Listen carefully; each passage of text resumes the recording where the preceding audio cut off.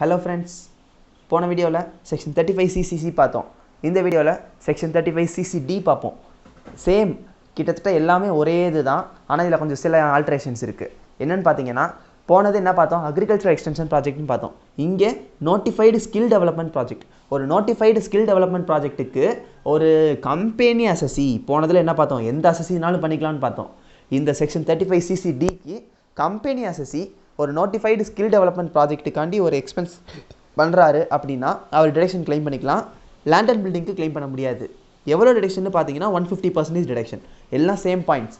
அங்கே என்ன பார்த்தோம், எல்லா அசசியும் பார்த்தோம். இங்கே ஒன்லி கம்பெனி அசசி. அங்கே எக்ஸ்பென்ஸ் லிமிட் 25 லட்சம் தான் அலவுடுன்னு பார்த்தோம். இங்கே நாட் அப்ளிகபிள், எவ்வளோ நாளும் கிளைம் பண்ணிக்கலாம். எவ்வளோ எக்ஸ்பென்ஸாக இருந்தாலும் மொத்த எக்ஸ்பென்ஸுக்கு 150% வந்து டிடக்ஷனாக கிளைம் பண்ணிக்கலாம்.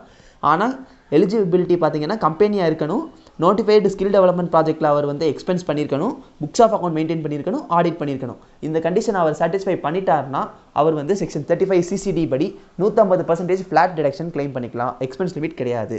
இதுதான் செக்ஷன் 35CCDக்கான பாயிண்ட்ஸ். ஏதாச்சும் டவுட்ஸ் இருக்குன்னா கமெண்ட் செக்ஷனில் கேளுங்க. மறக்காமல் சேனல் சப்ஸ்கிரைப் பண்ணிடுங்க. Thank you friends.